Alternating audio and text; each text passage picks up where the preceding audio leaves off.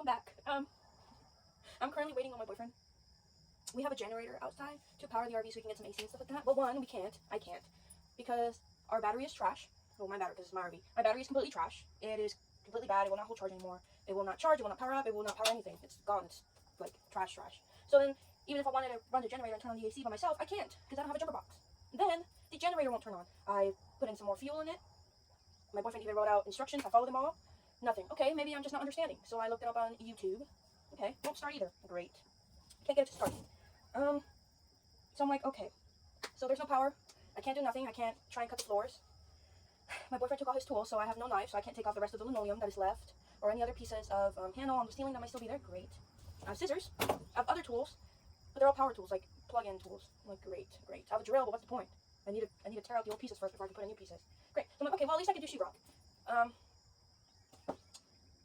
The guy who works on RVs, he has a business who lives on the road. I think I talked about him in a couple videos down, like, they estimated me $261 for a plug right on top. Actually, no, I'm gonna show y'all.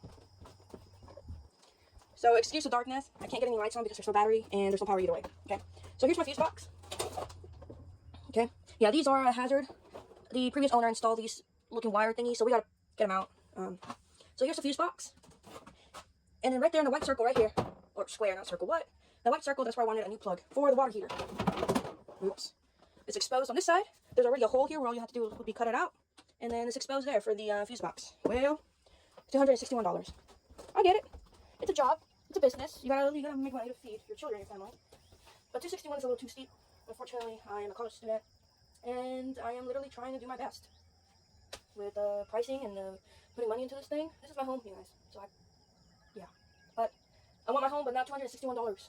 Bad enough. So, anyways, the reason why I'm talking about him is because when he came over, he was like, oh, y'all are putting sheetrock. Sheetrock is really heavy. No, we're not.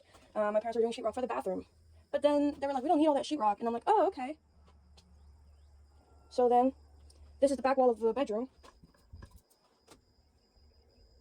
It's the back wall of the bedroom, and this is where I want sheetrock, right here. Why? I don't know. Nobody's gonna see it. So, why not? I also can't get more insulation. I can't get anything else either. I can't run a Home Depot. I also realized I've been saying Home Depot because that's how my parents say it. So, Home Depot. Because she's parked right behind me and I'm completely trapped in.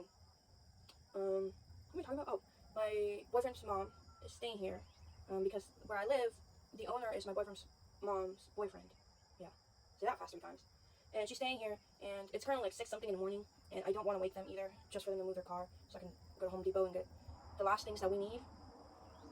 Anyways, so I was like, okay, you know what? I can at least measure the sheetrock and cut it. So, it's right there.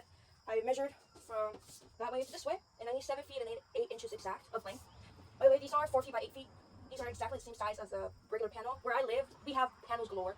I was talking to my parents, and they were like, well, where we live, we've tried every single Home Depot around there. We can't find panels. And I'm like, well, then why don't you just come out here? This isn't like the country. Like, every mile there's a neighbor. Like, I have neighbors right next door, like, I don't know, 100 feet away. Like, you know, it looks like a normal, I don't know how to explain it. Anyways, I do have cows right in front. I have a neighbor down there. I do have a neighbor right next door and stuff like that. But it's a smaller town. So we got inventory, and the panels are $12, which is the same price as a 4 feet by 8 feet sheetrock panel. So, I don't know. So I'm like, okay. Anyways, 4 feet by 8 feet.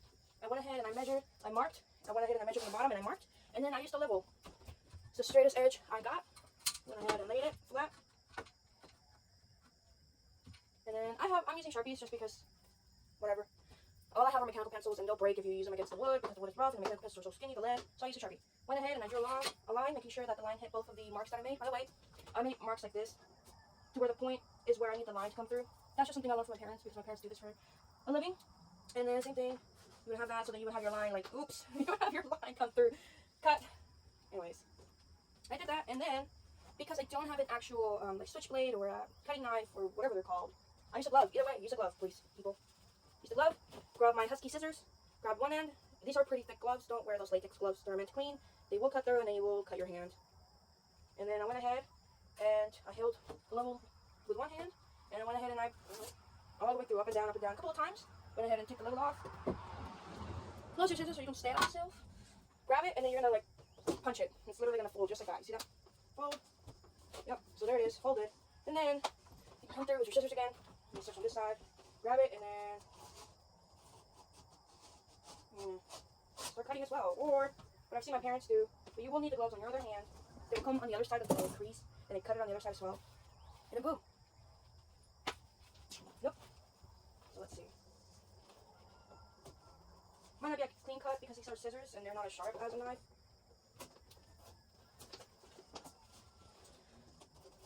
So I might have to yeah, this is gonna be tough just because I don't have a knife. And it's like peeling the...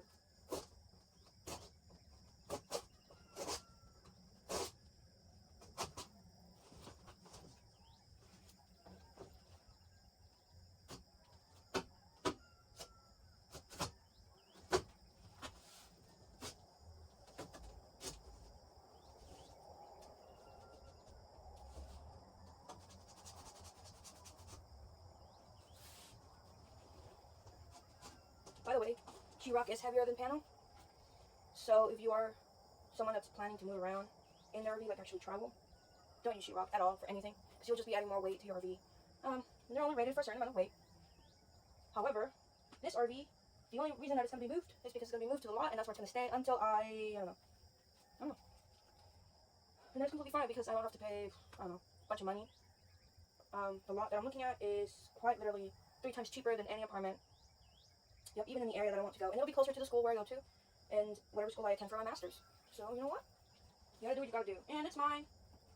And I don't have to pay a pet deposit. And I have 2 pets. So there you go.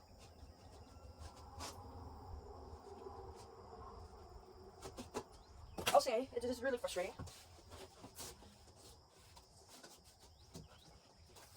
Oh, okay. Well, I didn't mean to break it, but, you know, it's okay.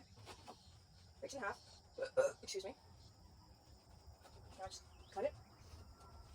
I'm sorry if you can hear the roosters in the background. Nothing I can do about it. And I do not get woken up by roosters. I do not. I sure don't.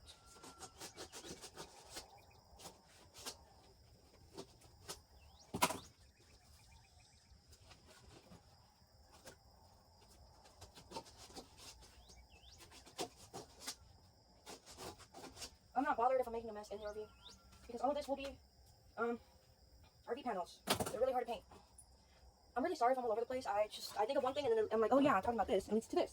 RV panels are kind of hard to paint. They have this protective film, as you can tell right there. That's chipping, but it's not wallpaper per se. I'm not sure. Especially these new ones. These are really glossy. And you can hear the difference. They're really glossy. So I will be coming through with a sander and quite literally sanding every single panel on this thing. The walls, the ceiling, that's it. Not the floor, obviously. And the cabinets as well. These will be painted black. I do not want these. But these will be black. The sink. I don't know about the mirror because I don't know how I'm going to get there.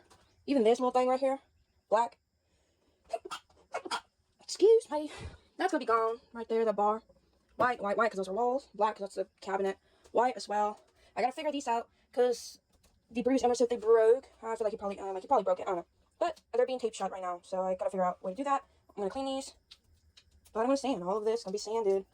I don't know what was here. I have no clue. But, yeah, sanded. Everything's going to be sanded, except obviously sheetrock. Sheetrock already takes paint pretty good. And then I'm going to have to go ahead and clean everything that I've sanded. So then that's when I'll go ahead and vacuum the floor to get it ready for wood. I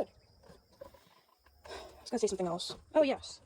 Well, why don't you put the floors down already if you guys are ready? Well, then we got to be careful when we paint and when we step in here.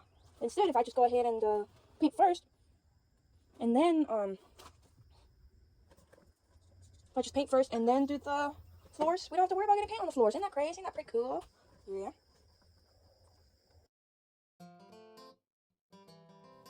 I don't think there's much to say, but hello, welcome back. I think I got the energy of the video at the very beginning. But I just wanted to hop in and give a little bit of what I'm doing in this video. So obviously, like the title says, bedroom ceiling is done. Yay. So obviously, I am using the Gorilla Heavy Duty Spray Adhesive on the ceiling. And then letting it get a little bit tacky and then applying the insulation. The ceilings do take a full sheet, unlike the walls. Actually, no, they take half a sheet. Yeah, they take half a sheet. The floor is the one that takes a full sheet. Yeah, went ahead and did that. Finished the rest of the installation for the bedroom. And then it took us like a couple of tries to really get the panels on the ceiling. We had to cut it in half, and even then it wasn't perfect because unfortunately it's not exactly a square, environment. But we got it. It's just so exciting, and I'm so glad that you guys can finally see the progress and how it's looking.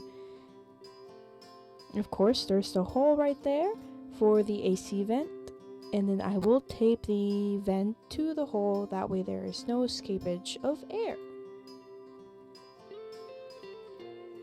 I think I've left you guys at a good spot, and so I think I'm gonna stop talking and let you guys enjoy the rest of the video. Thank you so much for keeping up with the series. Thank you so much for the subscribes. And I hope you guys have a very, very wonderful rest of whatever time it is for you. And I will see you guys in the next one.